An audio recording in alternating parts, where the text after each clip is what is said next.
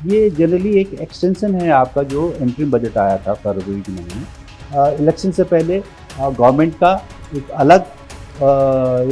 अलग सोच थी। अभी जब एनडीए गवर्नमेंट फॉर्म हुई इसके बाद और सीटें कम आई तो गवर्नमेंट ने उसको थोड़ी तरह से उसको एक चेंज किया है।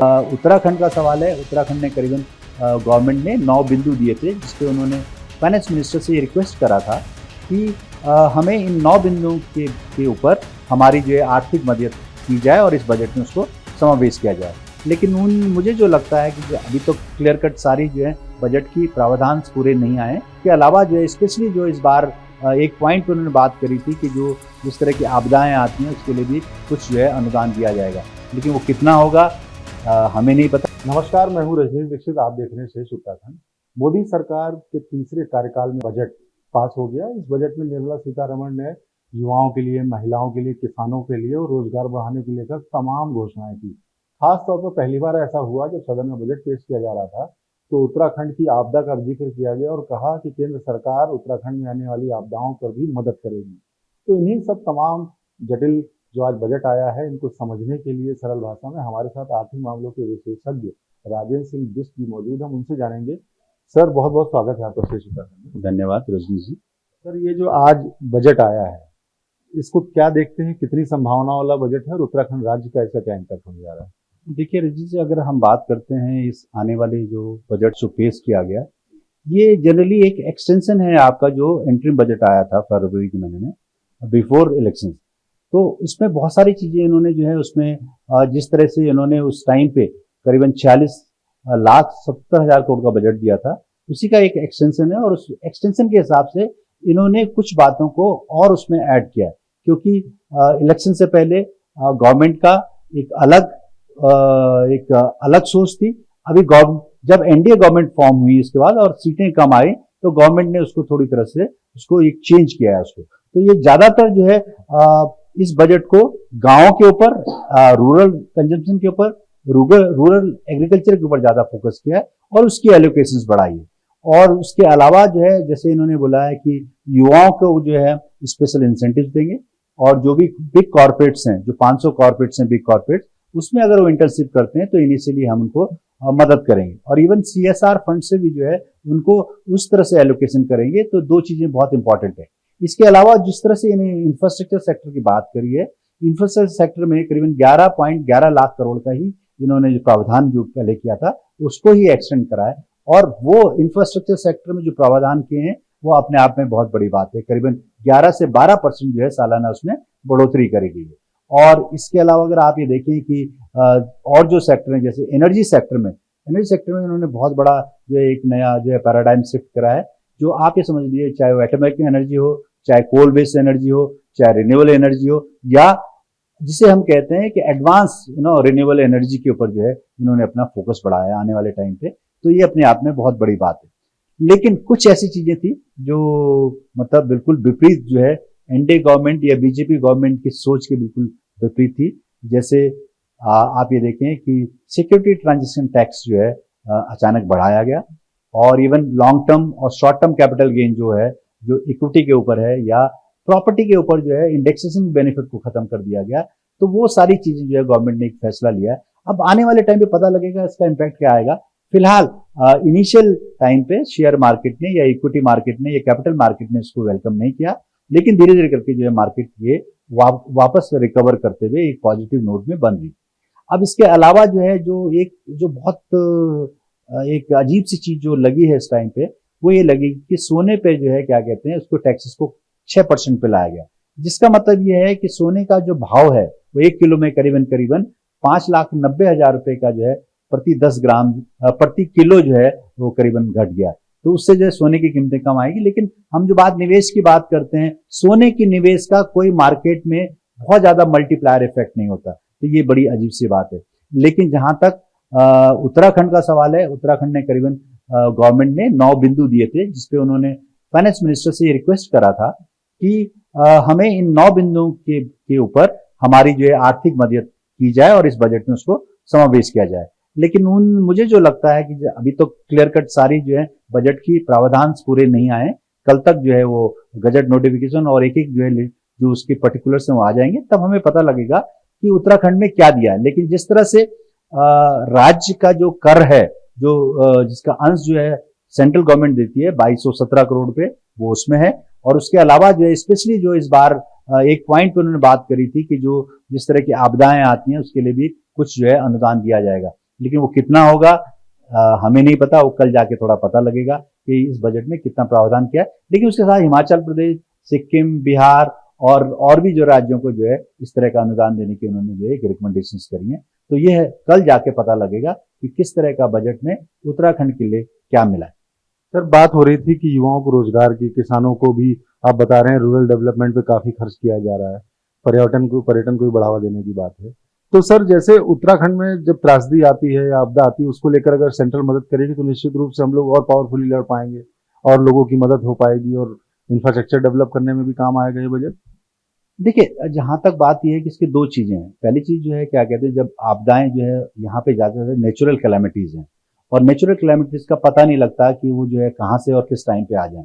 तो उसके लिए हमारा क्या है कि हमारे पास जो एसडीआरएफ है या एनडीआरएफ जो भी है, उनके पास एक स्पेशल फंड होता है, और उस फंड में जो है क्या कहते हैं वो मदद करते हैं और इमीडिएट जो है एक्शन लेते हैं। और जितना मॉडर्नाइजेशन अगर उसमें होगा तो हम एक किसी तरह से उसको कंट्रोल कर सकते हैं। और रही बात जैसे उत्तराखंड गवर्नमेंट ने भी सेंट्रल गवर्नमेंट को उनसे मदद मांगी और उन्होंने कहा है कि स्पेशली एसडीआरएफ फंड में उसको इंक्लूड करें, जिसमें ज्यादातर जो है जो ये जो फॉरेस्ट फायर्स होती हैं उसके बारे में उन्होंने बोला था कि इसको आप इंक्लूड स्पेशल बजट दीजिए। और हमारे पास फॉरेस्ट डिपार्टमेंट में इतना बजट नहीं कि हम इसको मॉडर्न तरीके से इसको रोक सके, बट मुझे लगता नहीं है कि उसमें कोई जो है सेंट्रल गवर्नमेंट ने कोई अनुदान दिया है। तो इस तरह का है, लेकिन अगर पहाड़ में, क्योंकि यहाँ पे आपदाएं हैं, यहाँ पे इस तरह का भौगोलिक परिस्थितियां, अगर सरकार कुछ अच्छा सा प्रावधान करती है, नेचुरली जितना हमारा रिलीजियस टूरिज्म है या चाहे हमारा जो है जो टूरिज्म सेक्टर है, उसको जरूर जो है एक बढ़ावा मिलेगा और लोगों में कॉन्फिडेंस बढ़ेगा उत्तराखंड में आने के लिए। सर, उत्तराखंड की मेन इकोनॉमी पर्यटन और आर्मी में डिपेंड करती है। इस बार इंसेंटिव देने की बात है युवाओं को, तो युवाओं के लिए कितना राहत देने वाली बात? देखिए, जहां तक बात यह है कि अब आप ये देखिए कि जहां तक भारतवर्ष में करीबन 145 करोड़ की जो है आबादी है, और उसमें जो युवाओं का प्रतिशत है वो सबसे ज्यादा है। और आप ये देखिए जो यंग पॉपुलेशन है 16 साल से लेकर और 35 साल की, वो सबसे ज्यादा यंग पॉपुलेशन हिंदुस्तान में। अब सरकार किस तरह से उनकी स्किल डेवलपमेंट करती है, किस तरह रोजगार के उनको जो है चीज उनको जो है देती है, रोजगार देती है, तो उसके लिए सबसे बड़ी चीज क्या है, पहले मैन्युफैक्चरिंग जो सेक्टर है उसके ऊपर जो है काम करना पड़ेगा, और जहाँ फैक्ट्रीज हैं उन पे जो है या हाउसिंग सेक्टर के ऊपर काम करना पड़ेगा या इंफ्रास्ट्रक्चरल सेक्टर में काम करना पड़ेगा, जिसमें से अनस्किल्ड लेबर भी काम कर सकती है और स्किल्ड लेबर भी काम कर सकती है। तो उस बेस पे सरकार ने क्योंकि एलोकेशंस बढ़ाई है, और इस बार उन्होंने स्पेशली कहा है कि हम स्किल जो डेवलपमेंट का जो काम करेंगे उसमें स्पेशल उन्होंने एलोकेशंस करी है, और साथ में जो प्राइवेट सेक्टर को उसमें ऐड किया है। तो मुझे लगता है कहीं ना कहीं जो है वो एक पॉजिटिव स्टेप है किस तरह रोजगार देने के मामले में। अच्छा सर, बात करें कि जो किसान हैं, किसानों के लिए इस बजट को आप बता रहे हैं सशक्त बनाने के लिए किया गया है, तो आम बोलचाल भाषा में किसान क्या समझे इस बजट से, उसे क्या मिलने वाला है? देखिए, एक्चुअली अगर आप ये देखें कि जो भारत की जो पूरी इकोनॉमी है वो ज्यादातर पहले कृषि प्रमुख जो है हमारा देश है, लेकिन धीरे धीरे करके जैसे आप देखेंगे, अगर आप आंकड़े देखेंगे तो आप ये समझिए ये जो कृषि वाला जो क्षेत्र है हमारा, ये जो क्षेत्र है ये कम होता जा रहा है, और हम लोग सर्विस सेक्टर में ज्यादा काम कर रहे हैं, और वहां से हमारी जो है क्या कहते हैं इकोनॉमी उसमें बढ़ रही है। लेकिन क्योंकि 145 करोड़ की जो है आबादी है, तो उसके लिए फूड चाहिए, और फूड चाहिए, इंफ्रास्ट्रक्चर चाहिए, उसके लिए सब कुछ चाहिए। तो उसके लिए सरकार ये करना चाहती है कि हम लोग प्रोडक्शन एग्रीकल्चर प्रोडक्शन करें, लेकिन वो जो है क्वालिटी बेस्ड हो, उसमें ऐसा ना हो कि क्वांटिटी बेस्ड हो और क्वालिटी ना हो। तो उसमें बड़ा मुश्किल होता है कि किस तरह आबादी को हम फीड कर सके। तो उसके लिए जैसे आपका रिसर्च है, इनोवेशंस है, या लॉजिस्टिक है, जहां आप उत्पाद करते हैं और जहां आप जो है उसको कंजम्पशन है, उसकी बीच का जो खर्चा है जिसे हम लॉजिस्टिक कॉस्ट बोलते हैं, उसको रिड्यूस करने में सरकार काम करनी है। इसलिए चाहे रोड हो, चाहे पोर्ट हो, चाहे जो एक्सप्रेस वे हो, उस जगह से एटलीस्ट ये है कि जो लॉजिस्टिक है जो कॉस्ट है, अगर हम उसको किसी तरीके से 5-10% जो है कम करते हैं, तो हमारा क्या होगा कि हमारा एक इन्फ्लेशन कम होगा, और जो है जल्दी से जल्दी जो जहां प्रोड्यूस होता है और जो कंजम्पशन जहां होना है वो जल्दी से जल्दी वहां पहुंचेगा। तो इस तरह से किसानों को लाभ मिलेगा, और किसानों को जो नई टेक्निक्स हैं, किस तरह से जो है करीबन 132 किस्म के जो है नए जो है जीन्स, नए तरह की जो है फसलें उगाने के लिए, और जो रिसर्च बेस्ड जो है नए तरह की जीन्स उत्पाद करें, उनको कहें कि जिससे प्रोडक्शन ज्यादा हो और साथ में बीमारियां वगैरह कम हो और जिस तरह से जो है एग्रीकल्चर में उनको मिले। तो ये सारी चीजें जो है क्या कहते हैं गवर्नमेंट इसके बारे में बहुत काम कर रही है। आप देखेंगे जो 2022-23 का बजट था उसमें गवर्नमेंट ने स्पेशली कोल्ड स्टोरेज बनाने की बात करी थी, वो प्राइवेट सेक्टर में देने को उसको बात करी थी, बट किसी तरह से हो नहीं पाया। लेकिन मुझे लगता है कि सरकार अब उसमें बहुत ही सीरियस है और हो सकता है कि इसमें जो है एक जिसे कहते हैं स्टोरेज कैपेसिटी हिंदुस्तान में बढ़ेगी, तो नेचुरली जो है वो फूड प्रोसेसिंग है और किसी तरह से जैसे श्रिम्प प्रोडक्शन हैं, आपके मछली उत्पादक है, उसमें भी जो है बजट एलोकेशन इन्होंने इस बार ज्यादा किया। सर, बतौर आर्थिक एक्सपर्ट केंद्र सरकार की इस बजट को आज आप 10 में से कितने अंक देना चाहेंगे? देखिए, हर एक आदमी का अलग अलग दृष्टिकोण होता है, हर एक जो इकोनॉमिक सोच होती है हर एक आदमी का अलग होती है।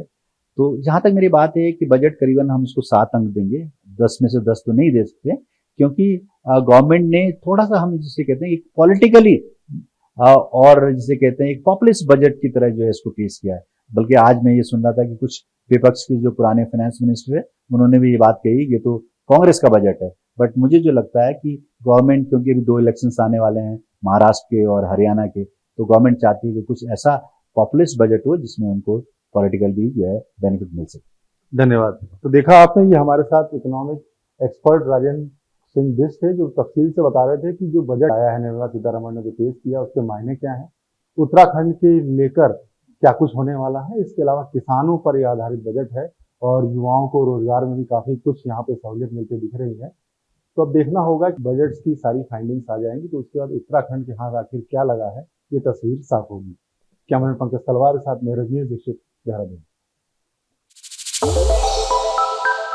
श्रेष्ठ उत्तराखंड पर खबरों से जुड़े रहने के लिए चैनल को सब्सक्राइब और लाइक करें, बेल आइकन दबाएं और देखते रहें श्रेष्ठ उत्तराखंड।